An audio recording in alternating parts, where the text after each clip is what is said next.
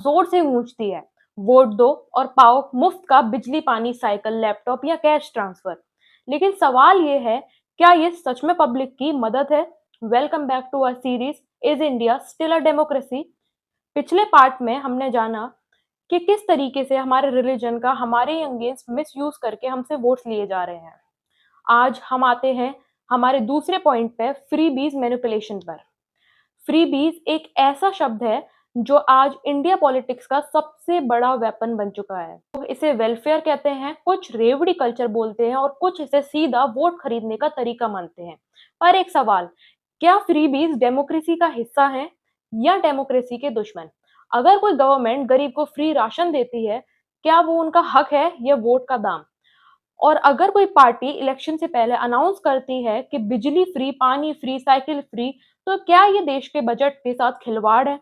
आज हम deep dive करेंगे ना सिर्फ आज के फ्रीबीज पर, बल्कि उनके historical roots, legal status, economic impact और कैसे ये पब्लिक साइकोलॉजी को मैनिपुलेट करते हैं।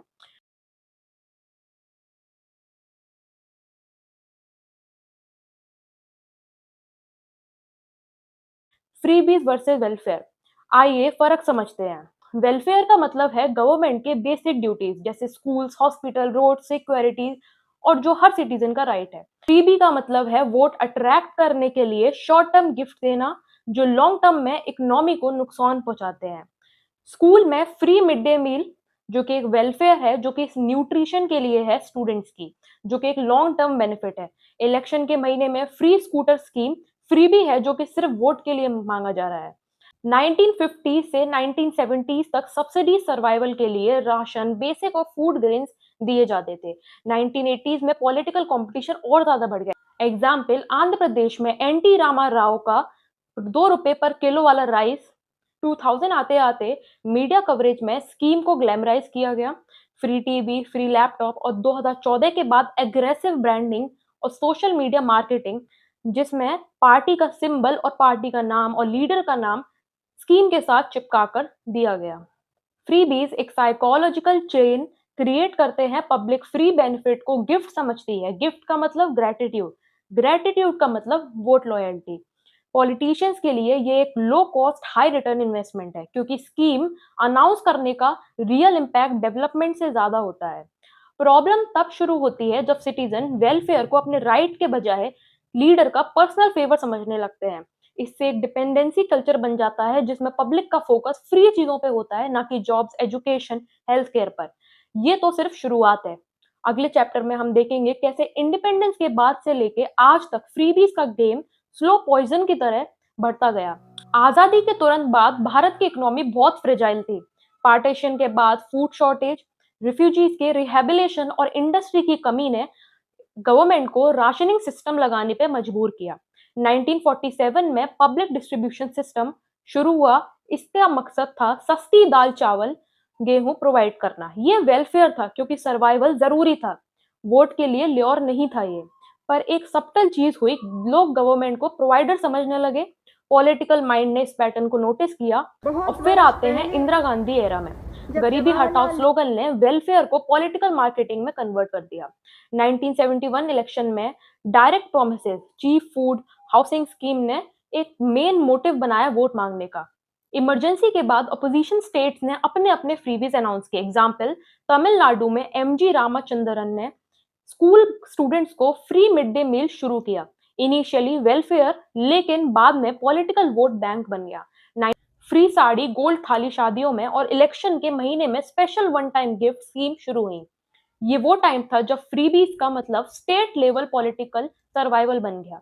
लीडर्स ने देखा कि फ्री की चीज लोगों को डेवलपमेंट प्रोजेक्ट से ज्यादा भाती हैं और ये ज्यादा इजी है करना। 1990s में कोएलिशन पॉलिटिक्स और फ्रीबी रेस। कोएलिशन गवर्नमेंट को वोट बैंक सिक्योर करने के लिए short term populist schemes push करनी पड़ती थी। बिहार में साइकिल स्कीम लड़कियों के लिए वेलफेयर की तरह शुरू हुई, लेकिन अनाउंस टाइमिंग इलेक्शन के आसपास होने लगा। उत्तर प्रदेश में फ्री यूनिफॉर्म, पंजाब में फ्री इलेक्ट्रिसिटी फॉर फार्मर्स, ये परमानेंट इलेक्टोरल टूल्स बन गए। 2000 में टेक्नोलॉजी और ब्रांडिंग, डीएमके ने 2006 में free colour TV scheme launch की। लोगों ने इस पार्टी के सिंबल के साथ कनेक्ट कर लिया।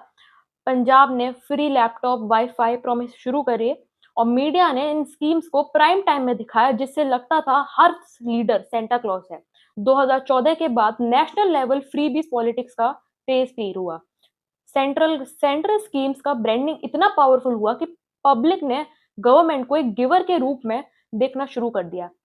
उज्ज्वला योजना, हर घर नल से जल, सोशल मीडिया एड्स और व्हाट्सएप फॉरवर्ड्स ने इन स्कीम्स को लीडर्स की पर्सनल गिफ्ट बनाकर प्रेजेंट किया, लेकिन इसका साइकोलॉजिकल इम्पैक्ट परमानेंट डिपेंडेंसी में कन्वर्ट हो गया। 70 साल में पब्लिक का एक हिस्सा बन गया जो फ्री बेनिफिट के बिना वोट सोचता ही नहीं है। पॉलिटिशियंस का काम इजी हो गया, पॉलिसी बनाना मुश्किल है लेकिन फ्रीबी अनाउंस करना आसान है। ये डेमोक्रेसी का साइलेंट डाउनग्रेड था। हिस्ट्री ने हमें ये दिखाया कि फ्रीबीज एक जरूरत से एक हैबिट और फिर एक एडिक्शन कैसे बन गए। अब हम ब्रेक डाउन करेंगे कैसे ये एडिक्शन इकोनॉमिक, गवर्नेंस और डेमोक्रेसी के लिए एक टिकिंग टाइम बॉम्ब की तरह बन चुका है।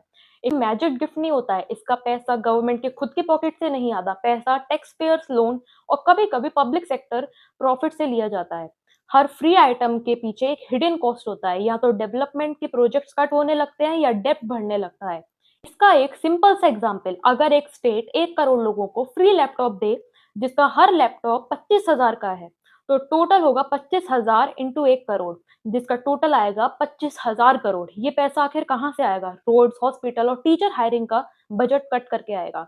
बजट्स की हकीकत आखिर है क्या? कंट्रोलर एंड ऑडिटर जनरल की रिपोर्ट के मुताबिक तमिलनाडु का 2022 से 2023 में फ्रीबी एक्सपेंडिचर 35,000 करोड़ था।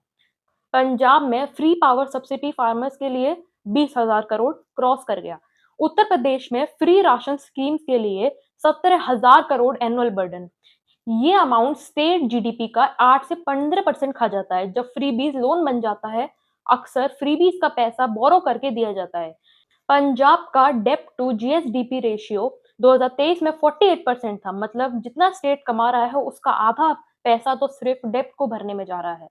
देश में जगन गवर्नमेंट ने मल्टीपल वेलफेयर स्कीम्स के चक्कर में रिकॉर्ड डेप्ट लिया। डेप्ट का मतलब है फ्यूचर में टैक्सेस बढ़ना या डेवलपमेंट कट होना। क्या खो रहे हैं आखिर हम? जब 10,000 करोड़ फ्रीबी में जाता है, तो वो 10,000 करोड़ किसी और जगह नहीं लग सकता क्या?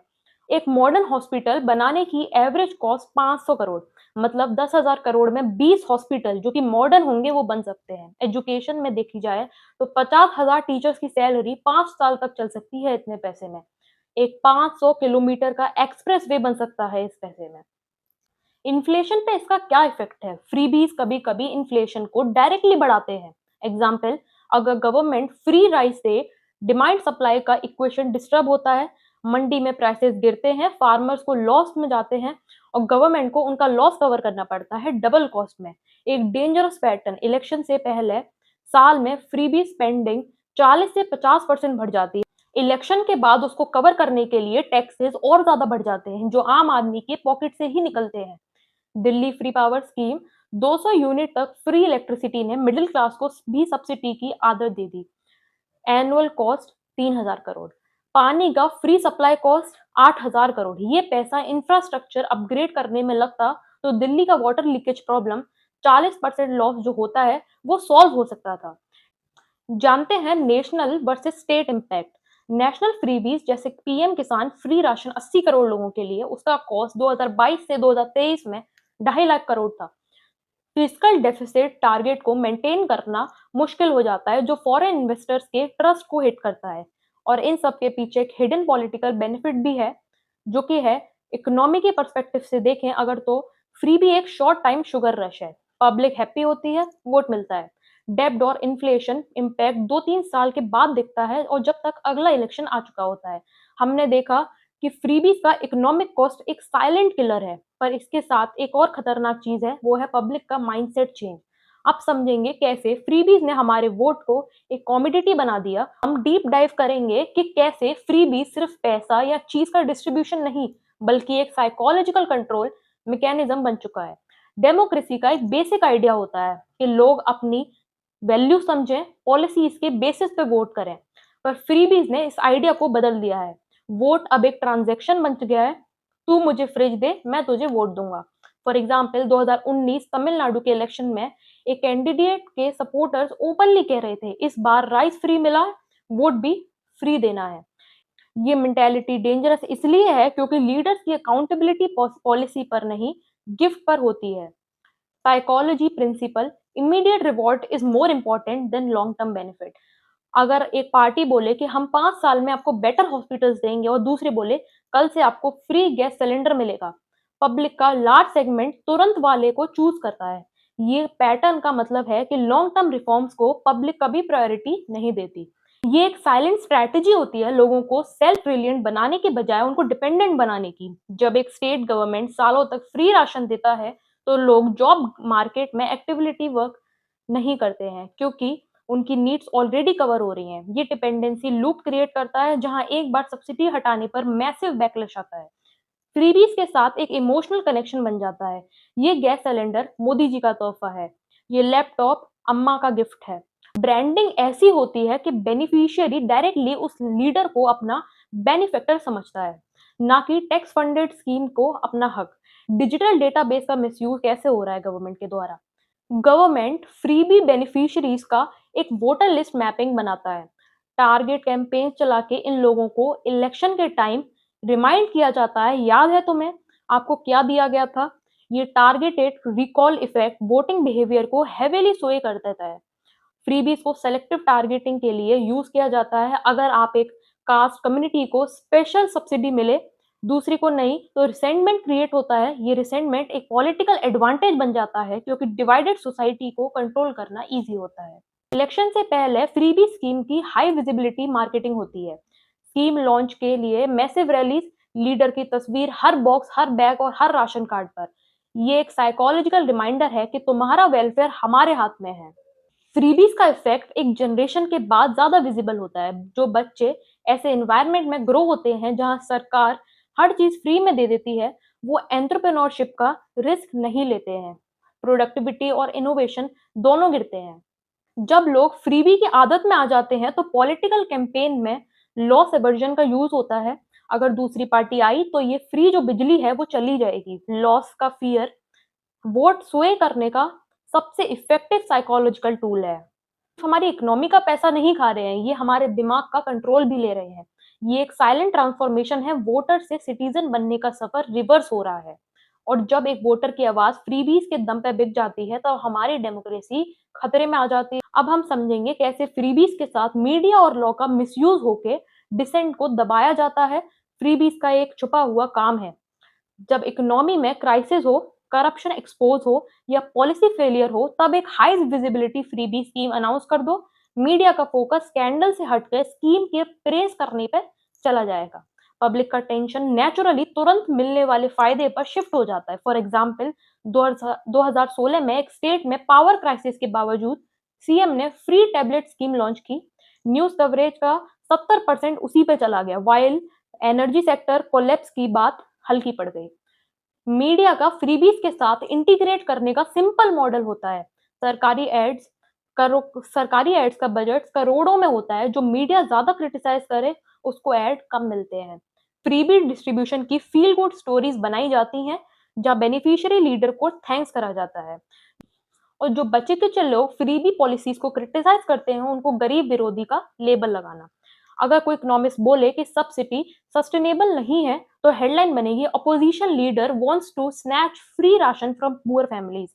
ये नैरेटिव पॉलिटिकल डिबेट को मॉरल ट्रैप में डाल देता है जहां लॉजिकल क्रिटिक भी इनसेंसिटिव लगने लगता है।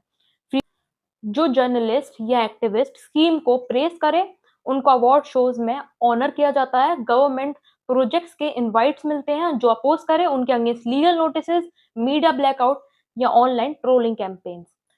एक बार फ्रीबी का इमोशनल बॉन्ड बन गया तो बेनिफिशियरी लीडर का क्रिटिक बनने से साइकोलॉजिकली कतराते हैं हम लोग। वही आदमी जो मुझे फ्री लैपटॉप दे रहा है, मैं उसको कैसे अपोज करूं?